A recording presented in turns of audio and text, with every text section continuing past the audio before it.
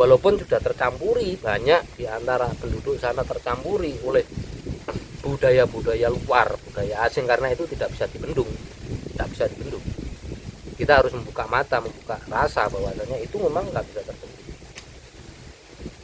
Itu kenyataan.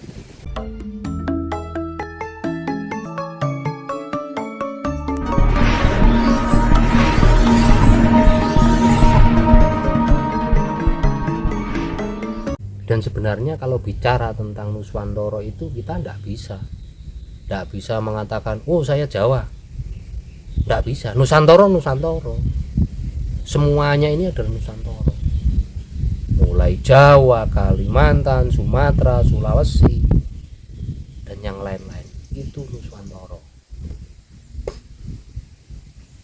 Banyak artikel, banyak penjelasan tentang sejarah tentang itu semua, banyak yang menjelaskan, mungkin sepenggal sejarah, tapi dari potongan-potongan sepenggal sejarah itu kalau kita mau rangkai, kita satukan menjadi satu bentuk yang baru, kita akan menemukan mata rantai, satu persatu itu akan menjadi satu bentuk, yaitu namanya Nuswantara.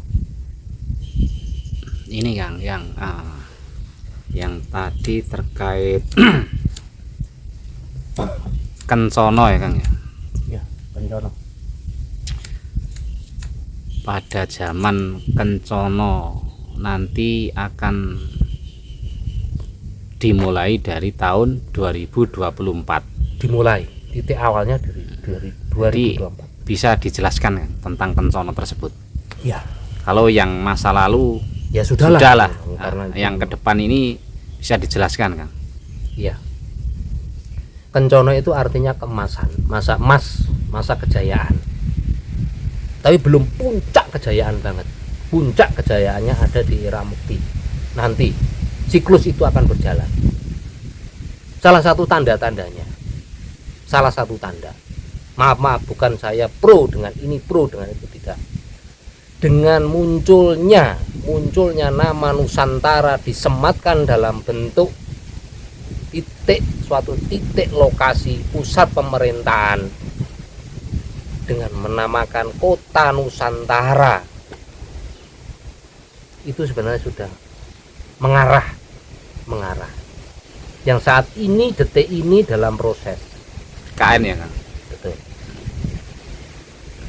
Nah, itu adalah titik awal. Coba jenengan perhatikan, jenengan lihat, jenengan perhatikan dengan rasa yang terdalam. Pulau Borneo, Pulau Kalimantan, yang masih saat ini bersikukuh, masih memegang budaya. Salah satu diantaranya yang terbesar di sana adalah budaya. Masih bersikukuh, masih melestarikan budaya. Walaupun sudah tercampuri, banyak di antara penduduk sana tercampuri oleh budaya-budaya luar, budaya asing, karena itu tidak bisa dibendung. Kita harus membuka mata, membuka rasa bahwasanya itu memang nggak bisa terbendung. Itu kenyataan. Karena teknologi, karena pengetahuan dan banyak hal lah yang sudah mengasimilasi, menyampur antara budaya setempat, budaya lokal dengan budaya dari luar. Cuman kearifan lokal, budaya lokal tetap masih terjaga. Dan kebetulan pula, kalau bisa dikatakan kebetulan, kalau tak saya menyampaikan itu bukan kebetulan, memang kodrat jagat, tipesti jagat yang memang dipilih di sana. Kita tidak bisa menutup mata, kejayaan Kutai Kertanegara kayak apa besarnya pada era itu, terus merambat kepada kejayaan. Berbekal dari itu pengalaman yang sudah leluhur kita itu sudah mengajarkan untuk menyatukan kembali, menyatukan visi, menyatukan misi, menyatukan keilmuan, menyatukan banyak hal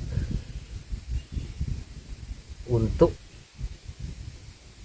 menjadi satu komposisi pengetahuan keilmuan yang luar biasa untuk mengembalikan yang namanya Nuswantara atau Nuswantoro ini. Apa yang enggak ada di Nuswantoro? Sumber daya alam semuanya tersedia, dari hal yang paling sederhana sampai hal yang paling rumit. Sumber daya alam tersedia. Untuk mencari keilmuan orangnya, manusianya, sumber daya manusianya, dari orang yang paling sederhana sampai orang yang paling canggih pun ada di Nuswantara. Dan bahkan banyak manusia-manusia Nuswantara yang saat ini di antara dimensi. Artinya dimensi jasad manusia dan dimensi pada alam-alam yang lain, yang mampu untuk melewati hal-hal tersebut.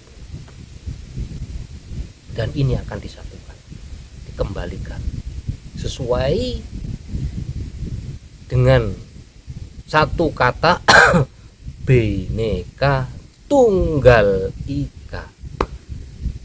Dilanjut dengan kalimat Tanhana Dharma Mangrua. Sekali lagi, sudah diikat dalam bentuk satu kata, satu kalimat, Bhinneka Tunggal Ika Tanhana Dharma Mangrua. Akan dimulai. Monggo silakan buktikan. Silakan. Bahkan orang-orang luar yang sekarang, budaya-budaya luar yang ingin sekarang menguasai sini, pada saatnya akan tersisih. Dan ini sebenarnya kita sebagai generasi muda, sebagai menungso sakniki, kedai mulai sadar, mulai melek, mboten melek mripate tok, melek atine, melek rasane. Kita bukan dari bangsa yang lemah, bukan dari keturunan leluhur-leluhur yang lemah, tapi dari keturunan leluhur-leluhur yang kuat, dari leluhur-leluhur Nusantara yang luar biasa. Sebenarnya banyak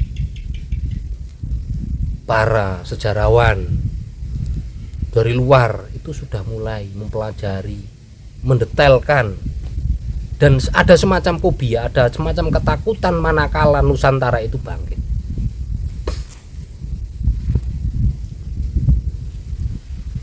Orang bicara tentang Lemurian, orang bicara tentang Atlantis, mencari di mana-mana sampai detik ini para sejarawan, para arkeolog dan macam-macam disiplin ilmu macam-macam digunakan untuk mencari. Sampai detik ini hanya perkiraan titiknya di mana. Monggo silakan buktikan, karena inilah Nusantara. Inilah bangsa kita Nusantara sebagai cikal bakal, sebagai awal suatu peradaban, sebagai bentuk kenyataan yang akan muncul pada saatnya nanti, yang akan memimpin semua hal terkait dengan ekonomi, terkait dengan manajemen kepemerintahan, terkait banyak hal yang sudah tidak bisa lagi dibendung. Jadi termasuk ajaran-ajaran asing yang menguasai Nusantara ini pada akhirnya akan tersingkir ya Kang? Bukan tersingkir, akan malu dengan sendirinya. Setelah manusia itu akan sadar, manusia itu sadar dengan jati dirinya bahwasanya anak turun Nusantara, tersadar dari tidur panjang selama ini. Setelah tersadar, mereka akan mencari jati dirinya sendiri, mencari kebenaran dari hati nurani yang paling dalam. Di situ titik awal dan mulainya di 2024. Jangan salah, kalau sekarang kita dikepung oleh budaya asing, kepercayaan asing di mana-mana, monggo silakan, hak mereka itu, hak mereka.